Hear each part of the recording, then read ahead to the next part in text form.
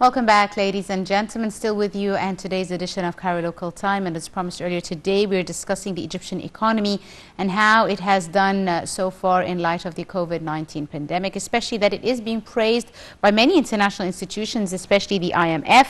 We've seen the Minister of Finance, Mohammed Maid, saying Egypt is the only country in the Middle East and North Africa that retained its credit rating with a stable outlook during the COVID-19 crisis. Now, we're delighted to be joined this afternoon in the studio by our guest, engineer Samir Riad, the economic expert. Thank you very much, sir, for joining us this afternoon. Welcome. Thank you so much. Sir, now let's start by the latest announcement by the Minister of Finance that Egypt is the only country in the region to retain its stable outlook and was able to really face the repercussions of the COVID-19 pandemic much better than its neighbors. How do you see this development with regards to the Egyptian economy? Of course, this is a very positive announcement, Yes. which we appreciated very much.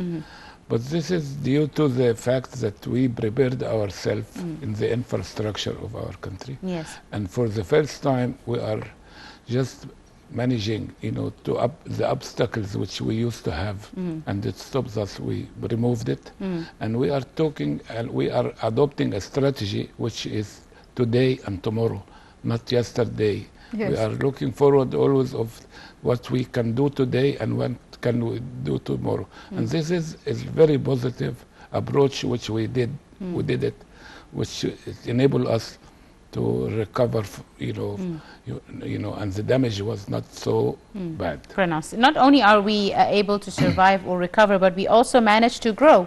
According to Bloomberg, Egypt is amongst the 10 fastest growing economies in the world during 2020. How did we manage not just to keep our positive, stable outlook, but to grow as well? This has got two reasons, which we have to appreciate our positioning in the world. We are between three continents. We are very close to the markets. Yes. The time which was consumed in transportation, was taken into consideration. That's why people are trying to rush their goods, because their planning was short, very short planning. It was not a long and medium planning. That's why we are a country which is chosen, especially in the agricultural product, Yes. which could provide, the market on a quick way, their needs. Yes. Early on in the first wave of the COVID-19 Right. pandemic, Egypt was able to be the top exporter of, I think it was citrus and onions, Exactly. etc. So the Exactly. agricultural sector also That's had right. a very That's positive right. growth as well. Right. Now, according to the IMF, Egypt also managed to reduce debt to the GDP ratio from 108% for the fiscal year 2016 to 88% by the end of June of this year, as well as achieve a primary surplus of 1.8%. What does this mean, and how do you read these numbers That in your it opinion? means that, as I said, there is a lot of infrastructure which has been built in the last 5 years, Yes. which has got the response of it. We see it now in the economy, and this is the kind of things which we have to appreciate it, and we have to look forward that we increase the improvement in all sectors to enable us to raise the standard of living of the individuals. Absolutely. Do you think the flow of investment to the country has been, of course, affected by the pandemic? How fast do you expect a recovery in this area? Well, we concentrate very much on this, and I believe that our banks and our financial institutes, Yes. if they take into consideration that we have got 4.2 or more, in the wealth and the money which has been stored by our individuals in the banks, Yes. and we are investing only half of them. That's Serves in money. And this we need now the people which executed businesses to enable us to use this kind of money to make, industries and so on. But the distribution of the population, we have to take it into consideration. Yes. The youth which we have, the education which we have to see about it, that we need now, to consider very much that we give the young people opportunities to be a good and a clever workers, not only, in academic people. You know, we need as well in other sectors. And the we need our workforce. people. The That's workforce. what you mean. That's Yes. right. Yes.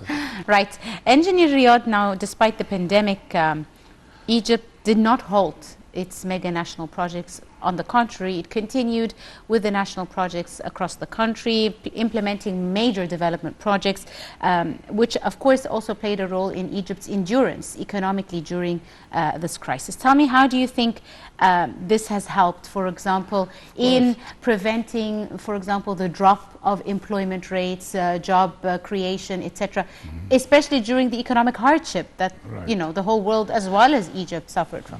We saw the consequences of the improvement of the infrastructure. Yes. That it means we have to speed up everything to enable us to gain the result of it. That's why our leaders, they know exactly that this is a very important issue, that we finish off in a very short time all these projects, which it can help a lot our economy and the standard of living. That's why they don't hesitate to push it as much as they can, and as most of those things are very essential for our economy.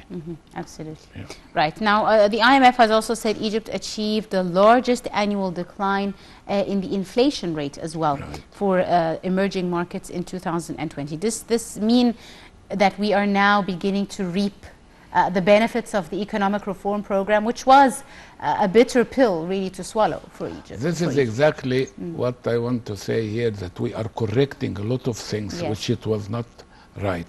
And we are putting it in, we are on the right road now to achieve better results in the economy. Absolutely. Unemployment indicators also influence these numbers. We've seen a decline in unemployment rates, more job opportunities as well being created. Right. Let us be honest. The unemployment, they are among the educated people. Of course.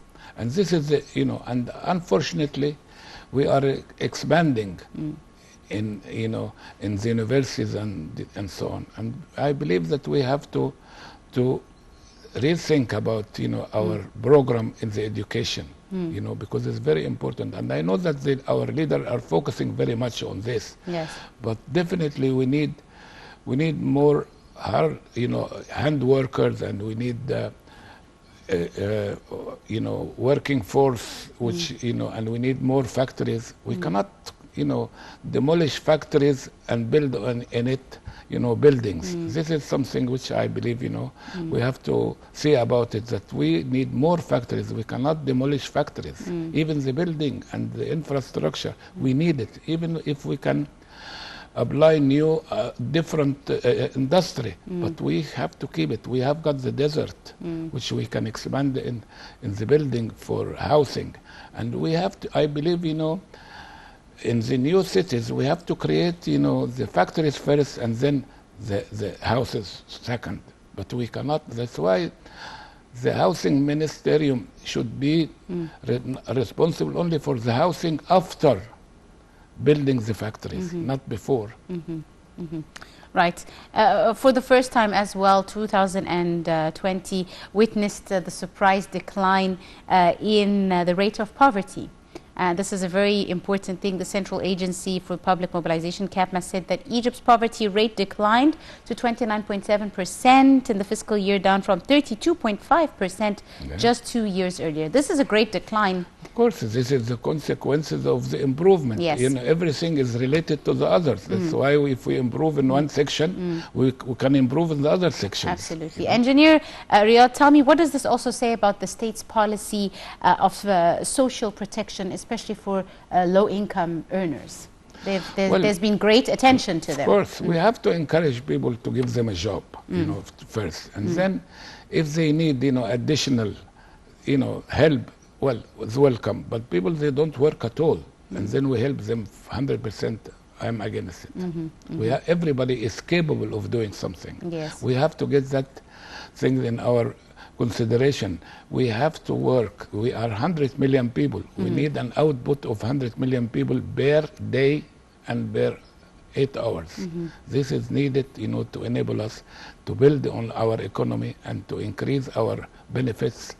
And, this way we can reach, what we want. Absolutely right. Let's talk a bit about how the COVID-19 pandemic hit the whole world, which in turn affected each country differently. For example, in Egypt, the flow of investments stopped. Lots of direct investments stopped because they stopped all over the world. How did this affect our economy as well, with the lack of flowing of foreign investments to the country? Well, this, thing is, it affects the whole world, and it hurts the whole world. That's why the disturbance, it has been affected everywhere. I cannot ignore that we have been disturbed, but not to that extent. Yes. Due to the fact that we were not hit, thank God, because of the precaution, because of a lot of measures which has been taken.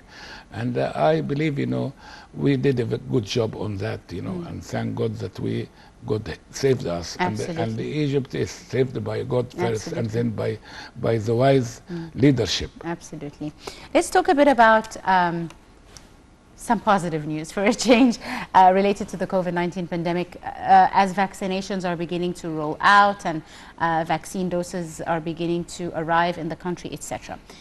How soon do you think it will be before the tourism sector will be able to really stand back up on its feet? Because this was one of the main sectors that was affected during the pandemic and the height of the pandemic.